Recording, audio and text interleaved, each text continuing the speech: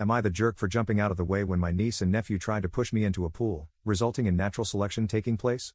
Posted by you/scaredweakness6250. This all happened today. My folks decided to host a barbecue because, I guess, that's what older people do. I declined because I really don't like my two sisters, their husbands, or their kids. My wife and I are child-free. Mom then pressured my wife. Long story short, we went. By the time we arrived, there were about 20 people there. My sisters and their husbands were already solidly buzzed, drunk, really. My mom was spending 100% of her time trying to keep the nieces and nephews, ages 7 to 11, more or less under control. My dad had strategically retreated to the whirlpool section of the pool with a small cooler full of beers. My wife and I made small talk with miscellaneous people, ate food, and had a frozen margarita. My sisters and brothers-in-law took turns criticizing us for being late, not being in our swimsuits, and screwing up the vibe. Whatever. Typical suburban summer get-together. About 45 minutes in, two of the kids ran at one of the neighbor guests, who was standing next to the pool, and pushed her in. She was at the pool steps, stumbled in but didn't fall, so only got half wet. She was clearly very unhappy about it, but she didn't make a scene. She just went over to where the parents were, grabbed their towels, dried herself off, and left. My sisters and their brothers-in-law thought it was all great fun. A bit later, I was standing a few feet away from the pool, chatting with someone. I saw three of the kids running full tilt at me from the corner of my eye. Obviously, I was next. Not that it's terribly difficult to outwit young kids, but I just jumped out of their way at the last second. All three of them ran straight into the pool at full speed. Most of the other guests, including my wife and me, started laughing, but their moms, who, as I mentioned, were pretty wasted, absolutely freaked out. Apparently, two of the kids couldn't swim even though they were in swimsuits. Since I wasn't in swim gear, I stepped back from the pool and let other people fish the kids out. The kids were bawling their heads off like they'd lost a limb. At that point, all hell broke loose. The four drunk parents were yelling at everyone in general and me in particular for nearly letting their kids drown, and also because two of the kids had been videoing the trick using their parents' iPhones, which were now at the bottom of the pool. One of my brothers-in-law got into the pool to try to retrieve the phones, but his BMI and BAC made that impossible. No one else volunteered to help, unsurprisingly, given that my sisters were still complaining at everyone. I told my sisters it was their job to watch their kids and that if anything had happened to them, it would have been their responsibility, not mine. There were some pretty strong words on both sides. My wife and I left after the other brother-in-law fell over and face-planted while yelling at us. Now they're saying I should have let the little craps knock me into the pool and have their fun, and ruin my phone. So, was I wrong here? Side note, Dad, of course, never got out of the whirlpool. Update 1 month later. First off, my folks tell me that my nieces and nephews are all good swimmers and that they use the pool all the time. The 7-year-old is still a beginner, but he loves the water. My sister just said they couldn't swim so I'd look bad. To be fair, none of the kids are allowed in the deep end, which is where they fell in. It was the two 10-year-olds and the 9-year-old who tried to push me into the pool. After we left, the party ended on a pretty sour note. My drunk brother-in-law, who face-planted while yelling at me, had to go to an urgent care place to get his face stitched up. He was too toasted to drive, so Dad took him. Dad was very unhappy about this. Late that evening, my sisters started a group text and said some really nasty crap. Their husbands threw in a few comments as well. My wife and I blocked the four of them. My mom called me. She was pretty upset about what they said. She and Dad were in the chat, and I don't blame her. Because of the texts, my folks insisted my sisters and brothers-in-law come over the next day, Sunday, without their kids to get some things straight and lay down some ground rules, Mom's wording. The result was a contrite, if unenthusiastic, apology from the siblings via my mom's phone. I'm glad my wife was with me when they called. Her hard stares kept me from saying what I wanted to. I just told them, thanks, and that we felt no need to discuss it further. Since I thought things were settled, I unblocked them. That evening, I got a text from one of the brothers-in-law telling me the phones cost $1,200 and asking when I'd be paying for them. WTF? I replied, never, took a screenshot of his text, and forwarded it to my folks with a note that we were done with this nonsense, we're going no contact with my sisters and their spouses, and would not attend any more holidays or get-togethers if they'd be present. Then I blocked my sisters and their spouses again. At that point, crap really hit the fan. Dad called them and ripped them a new one. Among other things, he told them the grandkids were not welcome at his place indefinitely. Since my mom regularly provides free babysitting, that got them pretty rattled. He also banned them from using the vacation house and told them my wife and I actually own it, not he and Mom. This completely freaked them out. Both of my sisters' families use the place a lot, including having their friends up for weekend getaways. This was very much out of character for my folks. They'd clearly had it. And for reference, I never wanted my sisters to know we own the place. We bought it for my folks. They'd always wanted a place in the mountains. Keeping the ownership quiet was just a way to avoid drama with my siblings. A couple of days later, my sisters and their husbands came to our place unannounced to apologize in person. We were out to dinner, and they left a note. One sister also called me at work, but I sent her to voicemail. We've decided being no contact is the best thing for the indefinite future and haven't interacted with them for the last 3+ weeks. Personally, I'm done, they can go pound sand. Second update 9 days later. Well, it's been an interesting few days. I thought crap had hit the fan before, but that was more of a fart compared to what's happened this week. For this to make sense, I need to provide some financial context. My folks have never been any good at saving money. I've been doing their taxes for years, so I know pretty much everything about their finances. Their house is paid for, and they have minimal debt, but they didn't save much for retirement. Both of them get Social Security, my dad gets a solid pension, and they have a bit of savings, but there's no treasure chest in the basement. I bought their current car for them after they retired as a retirement present so they could have something nice to drive. It was the first car in probably 20 years they didn't lease. My sisters are convinced our parents are dripping with money and that they'll be leaving everything to the two of them since I don't need more money, so they've never cared about saving either. Turns out my oldest sister and her husband, they have 3 kids, have been living beyond their means for some time and are in financial straits. They've maxed out their credit cards and are behind on their car leases to the point that one is about to get repossessed. He'd bragged in the past about making X amount per year, but it turns out to be about half that. She confessed all this to Mom on Tuesday because they need a loan, and this was a WTF moment for Mom and Dad, for the last 3 years, instead of staying at the vacation house regularly, she's actually been renting it out once a month or so and pocketing the cash. We're talking $2,000 plus for a weekend and at least $4,000 for a week. With her being cut off from using the place, she's had to cancel one group already. She's now worried they'll lose everything. My folks aren't in any position to give them a loan. My other sister was aware of her renting out the place but, of course, never said anything. I suspect she's done the same thing as well because I went up there once to drop off an ATV I had worked on, and there was a family there who claimed to be staying there with my sister/her family and that they'd gone to town for something. At the time, I let it go. I figured she'd loaned out the house to some friends. But I've always wondered. I found all this out through my folks, who are pretty stressed about it, Mom more than Dad. He's mainly just pissed off about it all. I know Dad feels betrayed, and I imagine he's embarrassed that he's in no position to help his daughter out. He did reiterate that, as long as it's up to him, the girls won't be using the vacation home anytime soon. My folks let me know what's going on because they figured my sisters would put a full court press on me next. And they were right. On Thursday, my sisters came to our place again, without their husbands this time, and waited outside the door until I got home. I had to choose between fighting with them in public, letting them make a scene if I went in without them, or letting them in, so I let them in. I got a BS story from my older sister, with the younger one backing her up, regarding why I needed to let them use the mountain place again immediately. They also said I've been a crappy brother and that I needed to step up and plan on paying for their kids' college tuition since that's what family does. I let them pitch their story, then called them out based on what my folks had told me. Things went sideways from there. There was denial, crying, cursing, yelling, you name it. I swear my ears are still ringing 2 days later. I won't lie, I said some really mean and crappy things to them, but nothing that wasn't true. They finally left after about an hour. After that, I took a shower and laid down. When I got up, my wife was home, and her first words were that she'd had to block more phone numbers because my sisters were blowing up our phones from new ones. My folks messaged me yesterday asking me to call. I'm sure my sisters have told them some BS version of what happened, but I'm not up to rehashing it yet. I'm usually a pretty energetic person, but this drama has me beaten down. I had just enough energy today to drive up to the vacation house and padlock the entrance gate shut. I'm the only one with a key. I'm guessing that will be enough to ensure my siblings leave the place alone. They'd probably die trying to walk 400 yards uphill to get to the house. Third update 2.5 weeks later. Yet another update regarding the chaos that is my extended family. I thought it might be time, given everything that's happened over the past 2 weeks. After my sisters came to my place, my mom and dad told me they were done managing the vacation home. It sounded like the sisters had been pressuring them to let them use the place again. Basically, my folks handed the responsibility for the place over to me and told me it was my problem from here on out. Up until then, they'd kept track of who would be using it and had taken care of routine maintenance, replacing worn-out items, etc. In any case, they decided they didn't want to be in the middle of all this drama. While I don't blame them, I'm disappointed because the damn place was supposed to be something for them to enjoy and hang out in, and they used it regularly. Plus, I've never cared that they let my sisters and their families use it, because really, I've always thought that was my parents' call, even though I technically own it. But now my folks are going to be in the position of not having access without me being involved, and that changes the whole dynamic of the place. I've taken several steps to secure the property. I already mentioned that I locked the gate. It now has a heavy-duty chain and the best lock I could find. I also did a full reset on all the door keypads and created all new codes. Security cameras were installed yesterday, which is actually pretty cool because the installer convinced me to put a high-resolution one that looks out over the valley.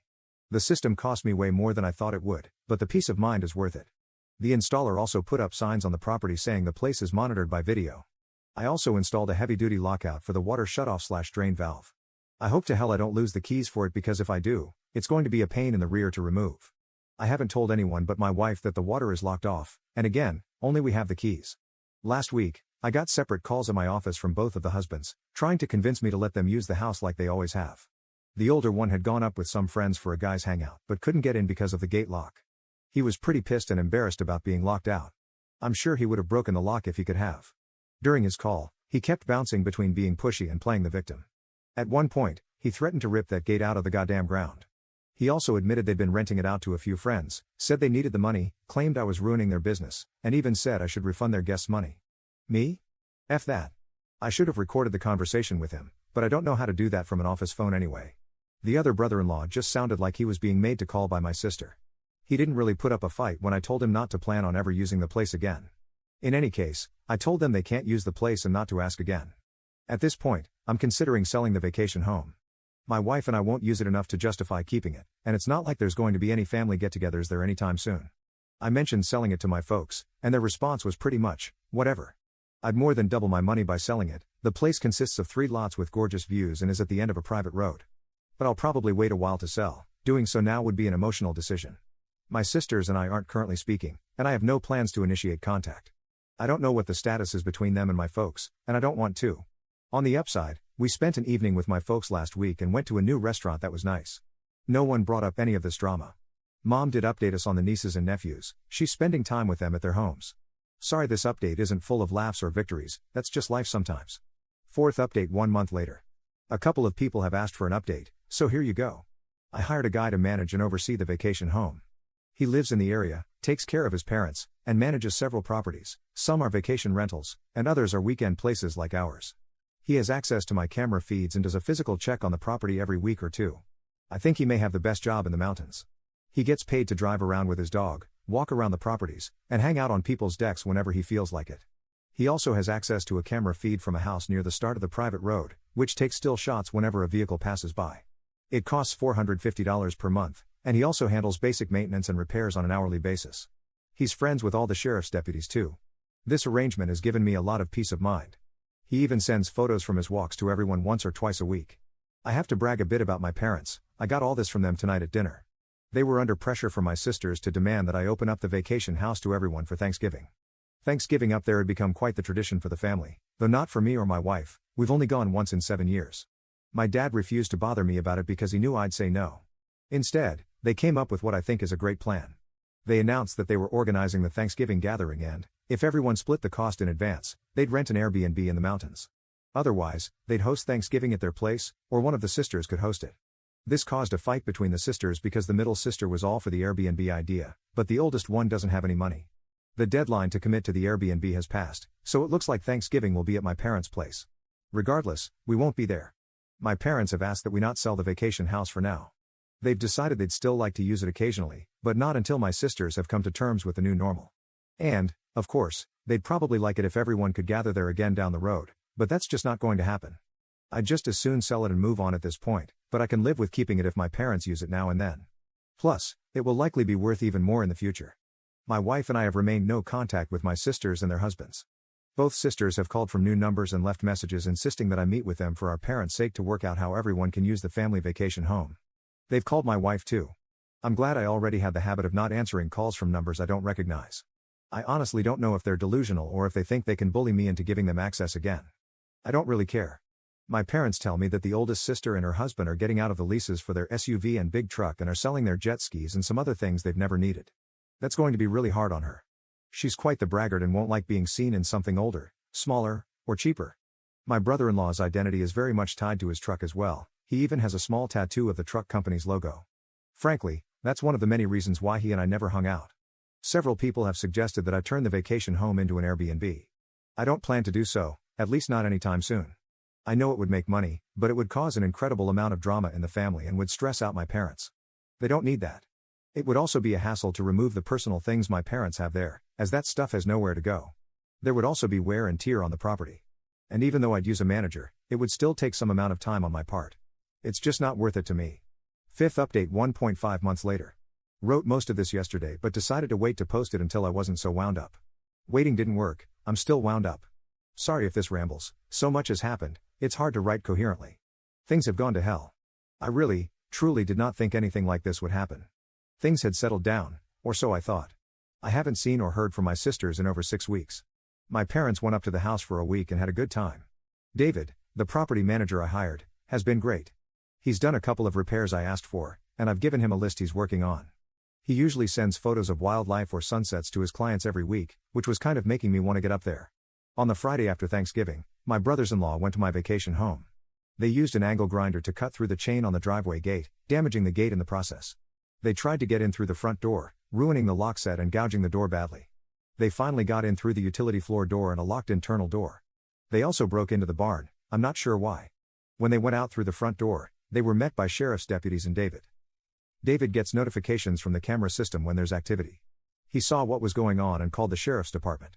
According to David, the brothers-in-law tried to bluff their way out of it, but the deputies didn't buy it. Breaking into an empty house is a pretty serious thing up there, it's usually substance addicts who ransack places and hawk everything. When my brothers-in-law were arrested, they freaked out, saying how they were going to beat the hell out of me, etc. Not smart to say that in front of cops. David and the sheriff's office tried calling my wife and me to see what we wanted to do, but we were spending the day with her parents and had left our phones in the car so we could be in vacation mode. So, they booked the brothers-in-law and everything, which is exactly what I would have asked them to do anyway. My brothers-in-law called their wives from jail, who, of course, freaked out. They called my parents, tried to call me, they're blocked, and tried to find a lawyer up there to arrange bail, not easy to do in a rural area on a holiday weekend. My older sister has zero cash and maxed out credit cards, so if they made bail, my middle sister would have had to pay for both husbands. I know they were still in jail as of Saturday afternoon. We didn't check our phones until late Friday on the way home from my in-laws. There were a ton of calls and messages from my mom, dad, David, and the sheriff's department. Talk about ruining a great day, I was in such a good mood until I looked at my phone. My wife read through the texts and listened to the messages, reading them out to me. By the time we got home, I had some idea of what was going on. I put my brain back into thinking mode, tried to get past my anger, and failed. I called David and got the rundown on what had happened and how bad the damage was, which resulted in even more anger. I ended Friday by calling the sheriff's department and telling them there was no misunderstanding. My brothers-in-law had absolutely no right to be on my property, and I wanted to press charges. I didn't call my parents back. I barely slept. I waited until Saturday afternoon to call my parents. They were both pretty rattled about it all, my mom in particular. My sisters had browbeaten them into telling me I should tell the cops it was all a mistake and that I wanted the charges dropped. I flat out refused and told them there was no way I'd do that until I spoke with an attorney and was fully paid for whatever it will cost to fix everything 100%. My mom was crying hard by the time we got off the phone, which, of course, made me feel like crap.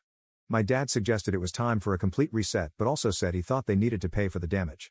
I haven't gone up to the property yet. There's nothing I can do, and I'll probably go nuts when I see the damage in person. The photos are bad enough. I'm hoping to go tomorrow or Wednesday, but my job isn't one I can just leave for non-emergencies. I've left messages with 2 attorney friends asking them to recommend the right lawyers to go after my sisters and brothers-in-law. I don't know what I can do exactly, but I'm hoping to get restraining orders. I have all the texts they've sent me, that might help. I'm also strongly considering suing them for the money they made renting the place. I don't care about the cash, but it will help make them as miserable as possible. The gloves are definitely off at this point. A couple of side notes. 1. My brothers-in-law had no idea I'd hired someone to keep an eye on things or that there are cameras there now. My parents knew but hadn't told them because they knew it would just give my sisters a reason to stir up drama. There are signs on the property stating it's being monitored with cameras, as well as no trespassing signs. 2. My wife has completely had it at this point. I don't blame her, she's been more than patient about it all, but she's reached her limit and wasn't shy about letting me know. She told me it's up to me how I deal with this, but she thinks they all need to be taught a hard lesson. 3. My older brother-in-law likely won't face repercussions at his job over this, but my middle brother-in-law has a security clearance, so he might. I'm hoping that will motivate him to pay for the damages immediately. 4. David, the caretaker, has an interesting background. I knew he was friends with some of the deputies and figured it was because they were all locals. I was wrong, he was a cop in a big city for years, was shot on duty, and afterwards decided to quit and move to where his parents had retired. He has some PTSD from it all. His dog is a certified service animal and is usually with him. I know law enforcement people tend to stick together, so I guess that's how they became his friend group.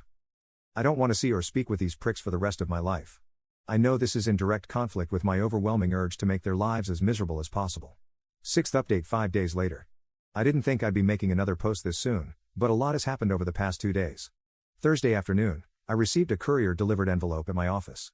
Inside was a signed letter from both my brothers-in-law and a cashier's check for $5,000. In the letter, they offered what I have to admit was a very sincere apology. Among other things, they acknowledged breaking in, admitted it was wrong, and said the $5,000 was to pay for the damage, with a promise to pay more if it cost more than that. They also stated they would stay away from the vacation home unless my wife and I specifically invited them. They asked me to do what I could to get the charges dropped as soon as possible, as they could both lose their jobs, and they agreed to a restraining order or any other measures necessary to make that happen. There was more in the letter, all conciliatory, but that's the gist of it. To say this was a shock would be an understatement. It was, obviously, a total 180 from their previous behavior. I had already made an appointment with an attorney to discuss suing my brothers-in-law for the damage and to pursue a restraining order. I called him to explain what I'd just received, and he agreed to meet with me at the end of the day instead of next week. He advised me not to deposit the check. We met for about 2 hours. He recommended that my wife and I proceed with a settlement and mutual release agreement with all 4 of them, my sisters and their husbands. He explained that while we would almost certainly win a lawsuit against them, it could take 2 years or more, involve significant upfront legal fees, and there was a chance we might never see the money. He also noted that we could keep the $5,000 free and clear, even if we didn't let them off the hook. He's now drafting the agreement, which will include what is essentially the civil equivalent of a restraining order. It should be ready by Monday. I had already asked my property manager to prepare a bid for repairing the damage. After the meeting, I asked him to provide the most accurate estimate possible as soon as he could. I received that on Friday. He estimates it will cost around $4,000 to fix everything, most of which is for the front door. On Friday, my attorney contacted each of the brothers-in-law, explained what we were proposing, and advised them to get their own lawyers. Both of them agreed to the proposal. The middle brother-in-law told him they could afford to either pay for the damages or hire a lawyer, but not both, and they figured a lawyer wouldn't make much of a difference since they had no real defense for what they did. His main concern was whether the charges could be dropped. From what I can tell, they're willing to do anything or sign anything to make this go away. My attorney also reached out to the district attorney's office on Friday to discuss dismissing the charges. He got the name of the prosecutor and left a message but hasn't spoken to them yet. He believes the charges might be dismissed since the brothers-in-law are paying up and they have no prior offenses, but he's not a criminal lawyer, so it's not guaranteed. He also advised me to be prepared to drive up there Monday or Tuesday to tell the prosecutor in person that I want the charges dismissed. He further recommended that my wife and I remain completely no contact with my sisters and their husbands, especially over the next 6 months, and stressed the importance of strictly following the terms of the agreement for any future interactions with them. I suspect this sudden change of heart from the brothers-in-law is because they've realized what's at stake for them, what it will cost in legal fees, fines, and potentially their jobs. There's also the, unlikely but possible, risk of them serving up to 120 days in jail. One of them, as I've mentioned before, has a security clearance for his job that could be jeopardized. This seems like their Hail Mary to preserve their normal lives. This isn't a perfect resolution to the situation, but at least it addresses the legal and financial aspects of the mess I've been dealing with for the past few months. I doubt I'll ever have a civil relationship with any of them again, and that's fine. At this point, I just want to put this behind me, move on with my life, and never speak to them again. I'm exhausted. My wife feels the same way.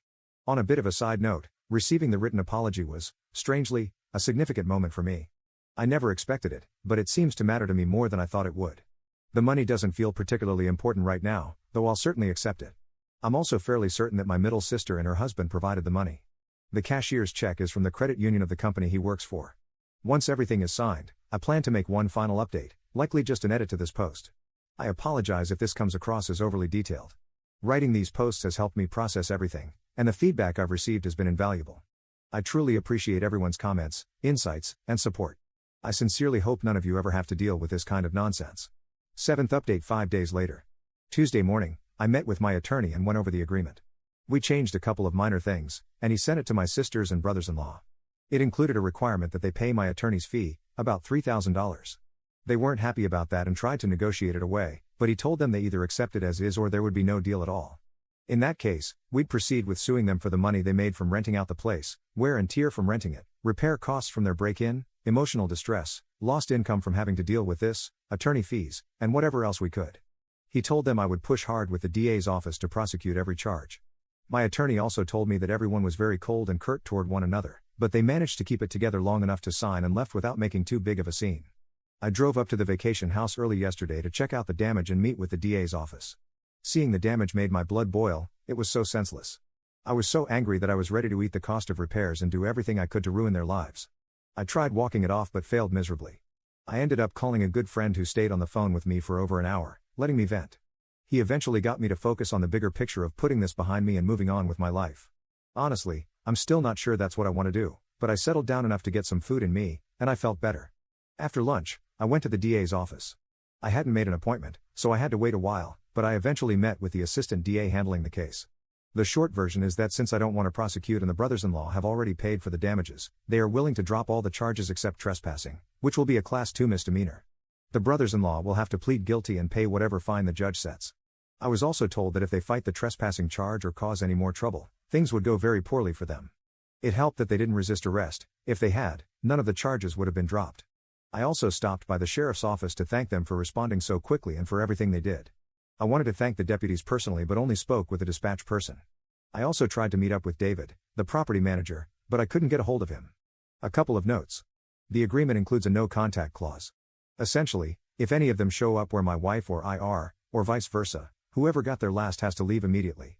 There will be no contact except through attorneys or other mutually agreed upon third parties.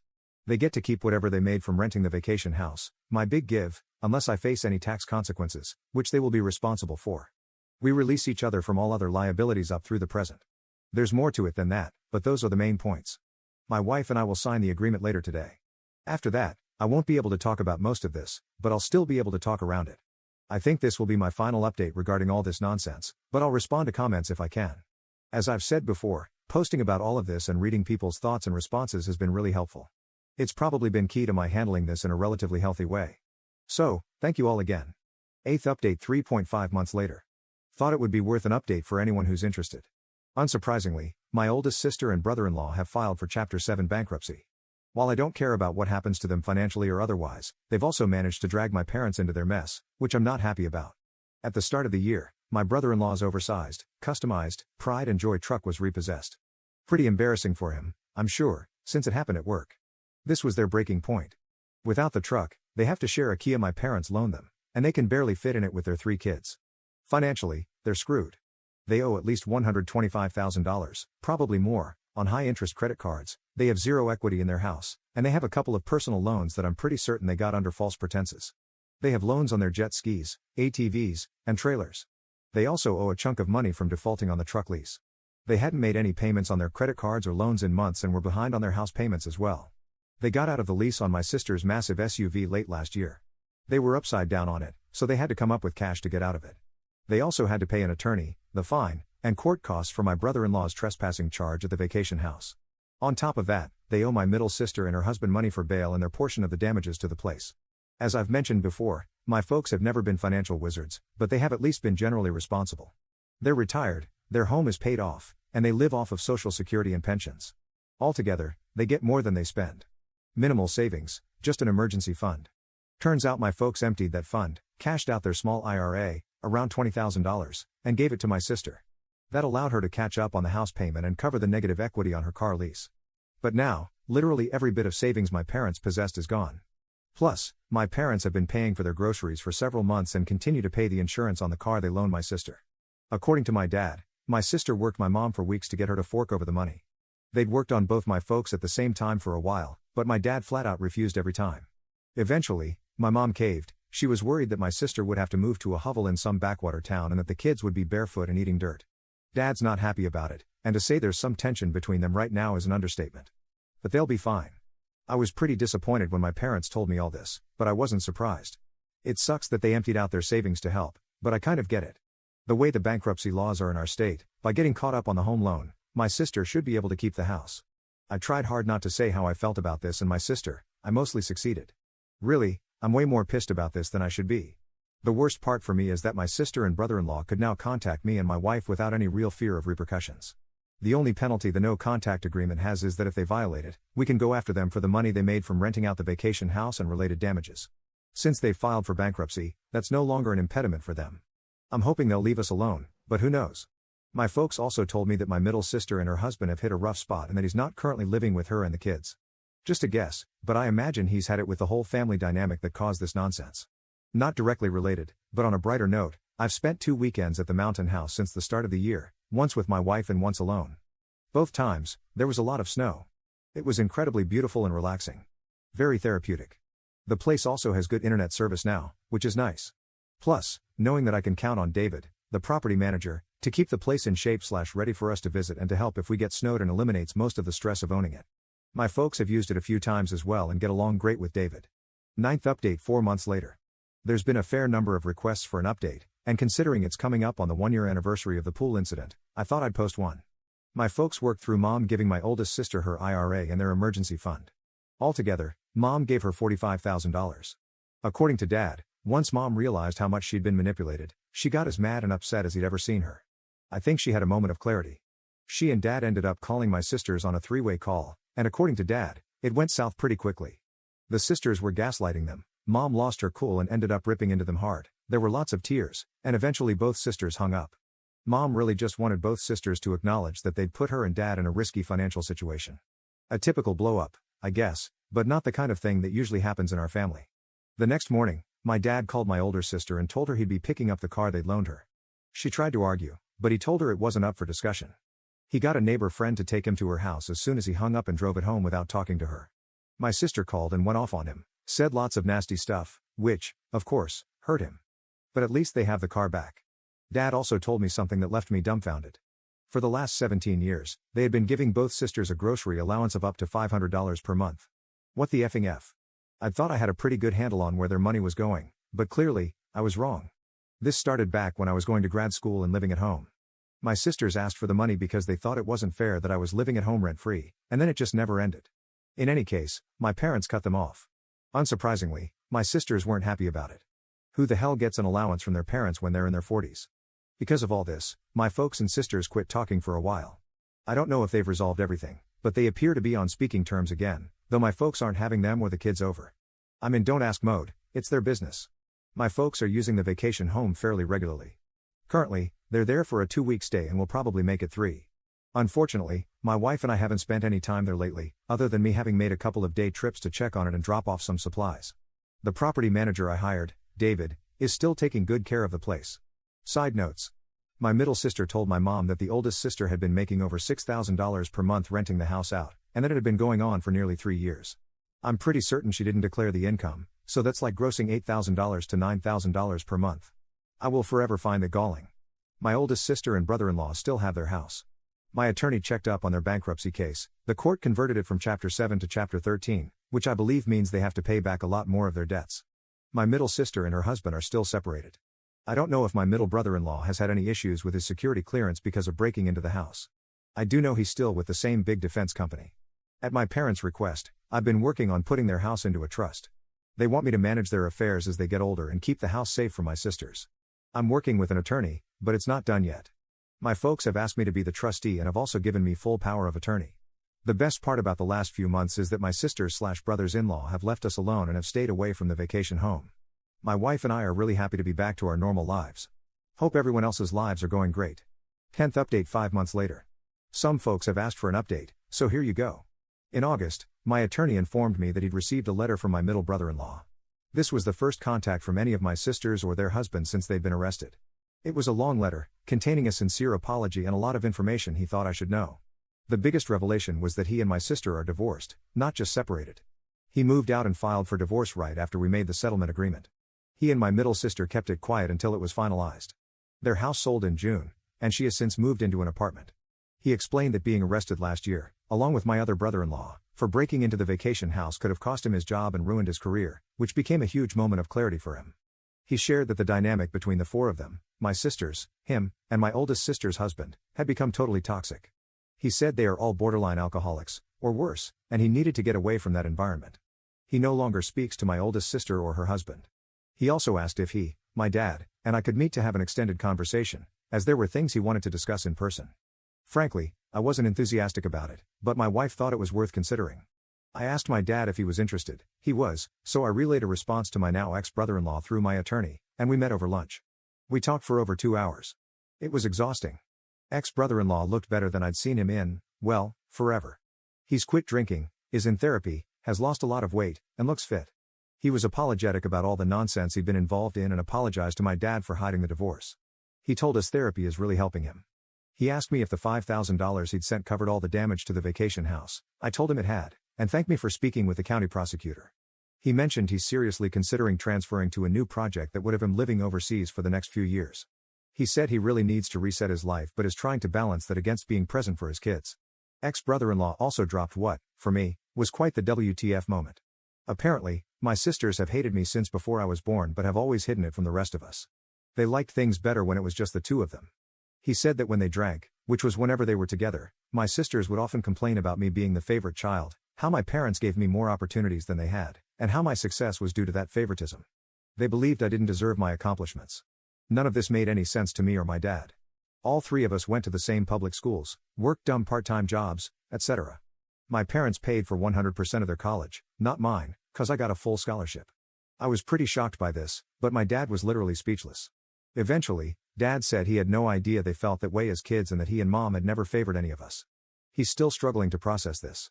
Personally, I'm embarrassed that I was clueless about it all my life, but it does explain a lot. Ex-brother-in-law warned us that my sisters and the remaining brother-in-law plan to put on a full court press to alienate my parents from my wife and me. They also intend to withhold the grandkids from my parents as leverage. He said they're still 1000% convinced that my parents are sitting on a ton of money, and they want some of it ASAP. They believe I'd stop my parents from giving them anything. That made my dad laugh because he and Mom simply don't have any real money, other than their house, of course. Ex-brother-in-law also admitted that he and my middle sister had rented out the vacation house a total of 6 times over the years. He offered to pay me what they had made, but I declined and told him it was in the past. He also shared that my oldest sister and her husband had never declared the rental income to the IRS. He did because he didn't want to get into trouble. Both my dad and I spoke with ex-brother-in-law separately for a few minutes. I don't know what they discussed. I thanked him for his apology and for making things right financially. I also wished him well and told him I'd be open to talking again in the future. That said, I don't think it's likely to happen. I probably could have been more forgiving, but I think he appreciated my honesty about how all this has affected my wife and me. There was more, but it's less important, and this is already too long. After ex-brother-in-law left, I asked my dad if he, Mom, and I could sit down to talk about everything. I didn't mean immediately, but that's how he took it. He called Mom to let her know I was coming over, so I rolled with it.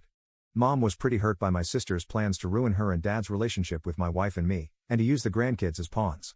She cried a lot and wanted to confront them immediately, but Dad convinced her to hold off for now. Mom was also dumbfounded by the idea that I was supposedly the favorite child. She felt they were actually stricter with me since I had a hard curfew and my sisters didn't. To be honest, I barely remember that. It was 25 years ago. A couple of side notes. My middle sister eventually told our parents about her divorce. She's currently living off child support and her share of the home sale. Supposedly, she's trying to find a job. My parents have gone low contact with both sisters. I have no idea how permanent that will be, but Mom seems completely done with them for the foreseeable future. My parents have been spending a lot of time at the vacation house and were up there for over a month at one point. Ex-brother-in-law found my Reddit posts. He's not thrilled about them but feels they're mostly accurate, though obviously slanted toward my point of view. He disagreed with my characterization of him as boring but added that he finds me boring too. I can live with that, our worlds don't overlap much except for my sister. We got the trust set up for my parents' house, and I'm the trustee. All of this has been emotionally draining for me. I decided to start seeing a therapist again. I've seen one in the past for stress-related issues. I've been going for a while now, and it's definitely helpful. My therapist believes my decision to stay no contact with my siblings is healthy for now but encourages me to keep an open mind for the future. Merry Christmas to you all.